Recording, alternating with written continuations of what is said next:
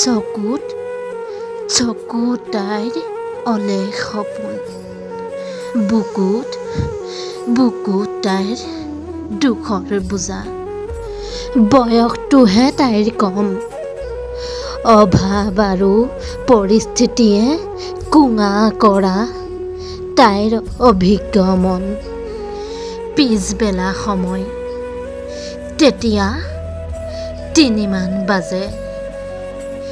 পিঠিত কিতাপৰ বোজা লৈ তিনিআলিটোৰ মাজেৰেই তাই পঢ়াশালীৰ পৰা সমনীয়াৰ সতে খোজ কাঢ়ি আহে। তিনিআলিটোৰ এচুকৰ সেই বিশেষ ঠাইকণে তাইৰ দুচকু টানি নিয়ে, য'ত তাইৰ দেউতাকে কেইটামান বস্তু লৈ বহি থাকে গ্ৰাহকৰ অপেক্ষাত। দেউতাকৰ উদাস আৰু ক্লান্ত মুখখন দেখি তাইৰ বুকুখন গধুৰ হৈ পৰে। তাইক দেখাৰ লগে লগে দেউতাকে উদাস মনটো ফৰকাল কৰি ওঠৰ ফাকেৰে এটি হাঁহি বিৰিঙাই মূৰ দুপিয়াই মাজনী আহিলি বুলি সম্ভাষণ জনায়।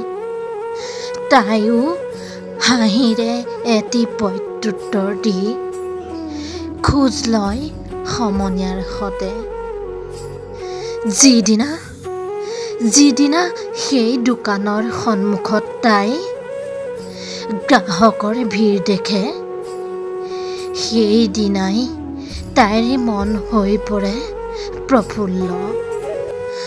আৰু গৰমত ঘামি জামি বহি থকা দেউতাকৰ মুখখন দেখাৰ পাছত সমনীয়াৰ কোনো কথাই তাইৰ কাণত নোসোমায়।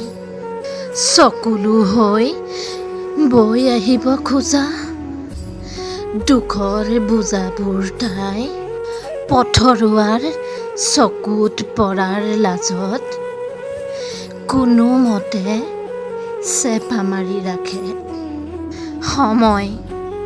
সময় বৰ নিষ্ঠুৰো। তাই কোনোমতে ডাঙৰ হৈছিলহে, দেউতাকৰ কষ্টবোৰ লাঘৱ কৰাৰ সময় আহি পাইছিলহে।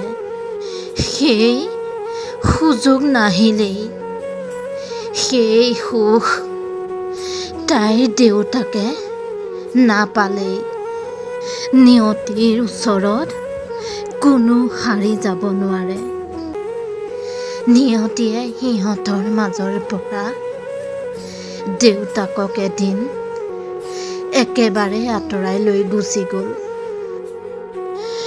তাইৰ ভৱিষ্যত দেখাৰ সপোন তেওঁৰ সপোন হৈয়ে ৰ'ল। তাইও এতিয়া গাভৰু হ'ল। তিনিআলিৰ সেই পথটো সলাই তাই এতিয়া কলেজীয়া জীৱনত ভৰি দি জীৱনৰ গতিপথ সলাই পেলালে। কেতিয়াবা তাই যায় সেই তিনিআলিটোলৈ। এতিয়া সেই তিনিআলিটো আগৰ দৰে নাই, বহুত সলনি হ'ল। তাইৰ আজিকালি সেই তিনিআলিটোচোন কিবা এটা ভাল নলগা হ'ল। তিনিআলিটোৰ সেই বিশেষ ঠাইকণ দেখিলেই বুকুখন মোচৰ খাই আহে। দেউতাকৰ স্মৃতিবোৰ মাথো চকুলো হৈ নিগৰি আহে হৃদয়ৰ পাৰ ভাঙি। ধন্যবাদ।